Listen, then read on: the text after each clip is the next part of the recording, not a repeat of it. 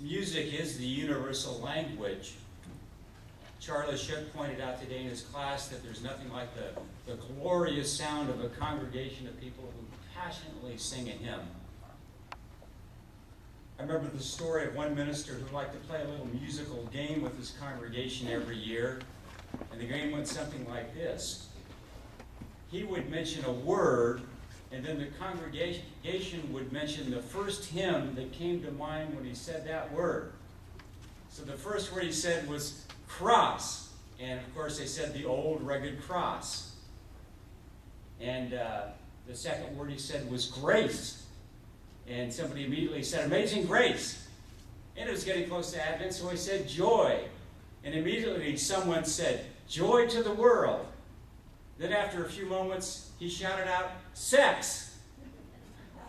Well, everybody was aghast. Sex, how could you even say this word in church? A few moments of awkward silence, and then one little lady in the back, the oldest lady in the church, 102 years old, Sister Sadie. She got up, she popped up, and she started to sing, Precious Memories.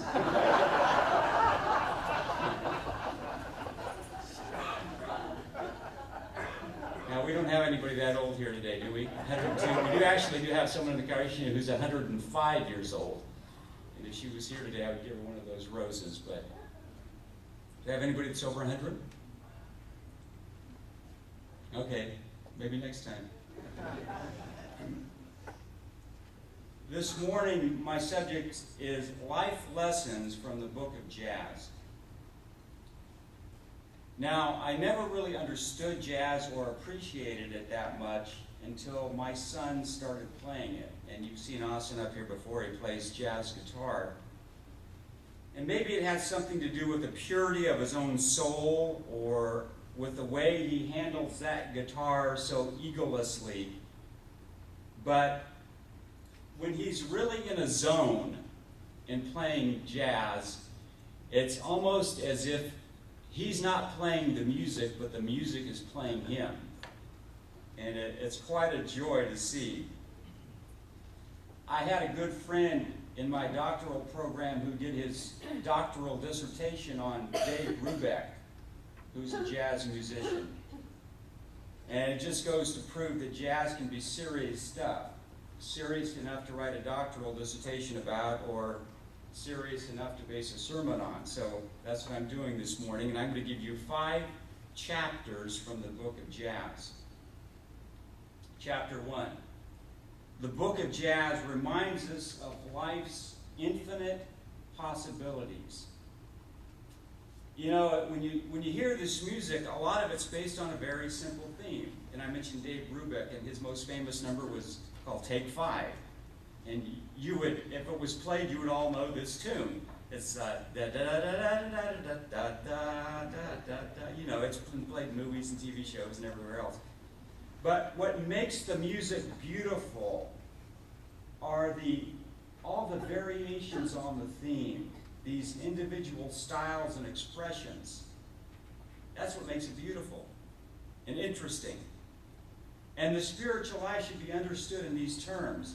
The spiritual life should not be seen as a homogeneous, codified, prefabricated affair, but as a beautiful artistic expression of the individual soul.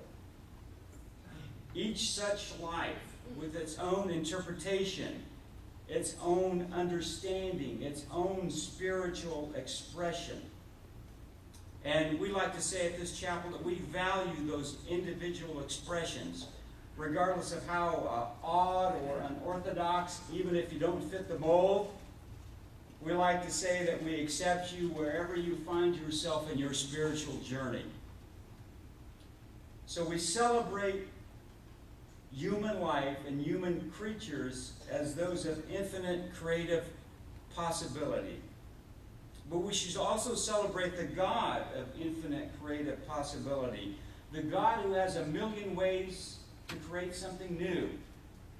And we need to remember this when we feel boxed in or trapped, when there doesn't seem to be a solution to our problems or a way out. We need to simply learn to trust and go with the flow to walk in the Spirit, to kind of make it up as we go along. And jazz musicians know the best music comes as they improvise. And in the spiritual life, we need to learn to improvise, just trust the process and kind of go with the flow. And I'm finding more and more in my life that the best stuff that comes to me, the stuff that's the most enjoyable and joyful and fun, is the stuff that I kind of make up as I go along, which is kind of difficult for me to do because I like to have things planned in advance. I like to have my ducks in a row, and I find the more I improvise, the better it feels. So if we simply trust God and trust the process and trust ourselves, quite often we'll be pleased with the end product.